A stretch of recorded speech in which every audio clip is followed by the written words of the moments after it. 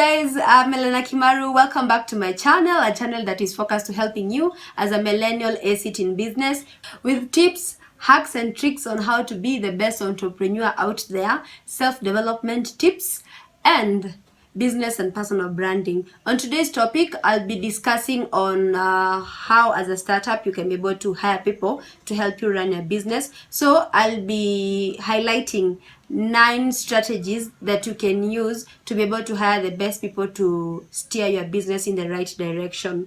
So basically, when I started running my business, I realized that you can actually be so overwhelmed along the way, especially if you want to do everything on your own. If you are the business person, you are the secretary, you are the manager, you want to run the errands yourself, sometimes this can be too much even for one person, and even experiencing a burnout becomes something so real.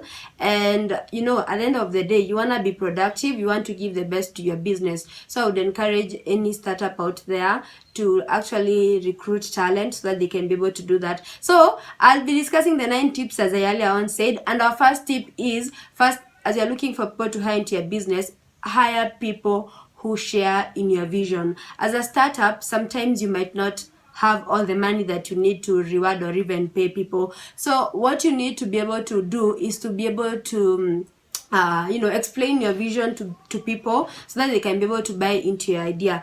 And the moment a person buys into your idea, it becomes very easy for them to even come work for you, even if you're not offering them the biggest chunk of money out there for that particular job. But if they already know where you are headed, they'll be able to easily help you throughout the process.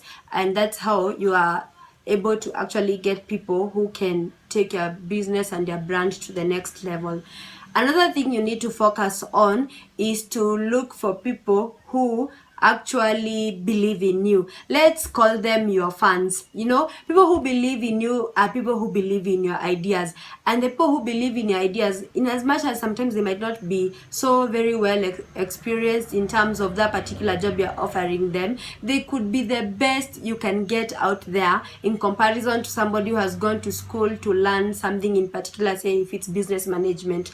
Because this person shares in your idea, it's easy to tell them like, we are headed towards this direction, this is how we want things done. And since they already believe in you, they believe in what you're doing, it becomes easier for them to help you run your business and take your brand to the next level. And also another thing you need to focus on is also building your networks. As I always say, your network is your net worth, and it is still the truth.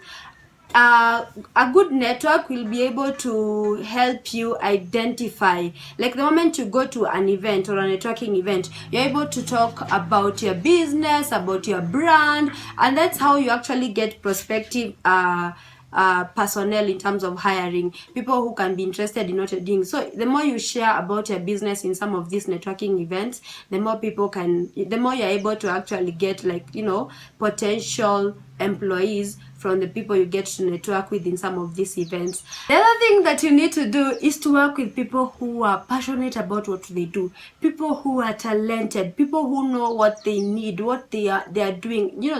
How can I actually put this? Somebody who is so passionate about what they are doing, they're able to give their level best. So for example, if you're conducting an interview, you can always tell by how people express themselves, how they're passionate about something that they do. Do they love what they do? Are they talented enough? Are they able to bring new ideas into the business? The moment you are able to achieve this kind of a goal, or you're able to identify this type of a person, you are all set. Let me tell you. To tell you the truth, if you do not make the right decision when you're hiring people, especially for a startup, let me tell you, you will calm down. So make sure you hire the right people, because if you don't, this is like a make or break decision for your startup. The people you hire, they can either take your brand to this level or they can just bring you down. So it's very important to make sure that you hire the right people. Another thing you need to do is to source out for referrals from your friends, from your family.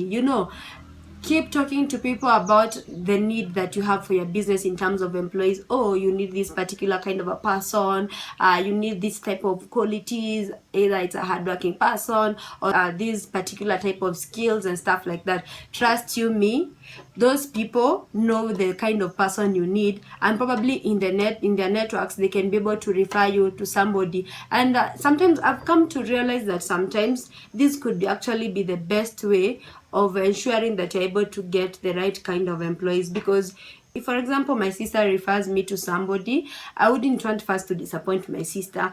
I'll be able to, I'll go there, work hard, because in the first place, I don't want to disappoint myself. Then I also don't want to disappoint and shame my sister because she referred me to somebody who gave me a job. So sometimes referrals can actually be the best way to get a good and great employee to work for you. You also need to build your brand. Most startups sometimes usually forget that it's not just about, starting your business. So as I was saying, you need to build your brand. And building your brand means the moment from when you get the idea of starting your own business, you need to start building your brand from there.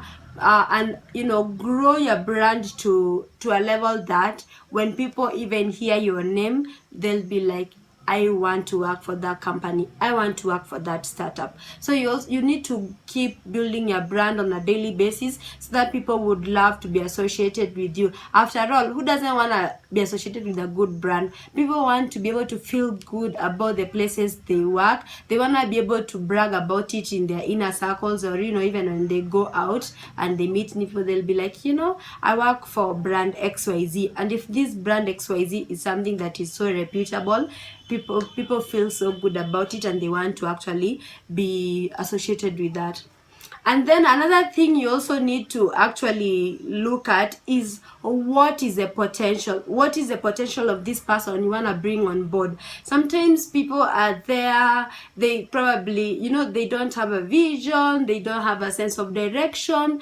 But when you get to interact with people, when you're first hiring them, it's very easy to identify somebody who has very great potential, and this will help you determine whether in the long run they'll be able to bring this potential to your business. So it's important to be able to look at the potential that people have so that you can be able to set up your business for success. So at the end of the day, look at the potential that a person has. Last but not least, you also need to develop a very good onboarding process. What do I mean? When you're recruiting people, it's important to look at share with them your vision, tell them your expectations. What do you want them to do at a particular time? What are the deliverables and stuff like that. When you develop a good onboarding process, people will be able to actually easily get into the right mood for working for you. For example, if you share with people the work culture,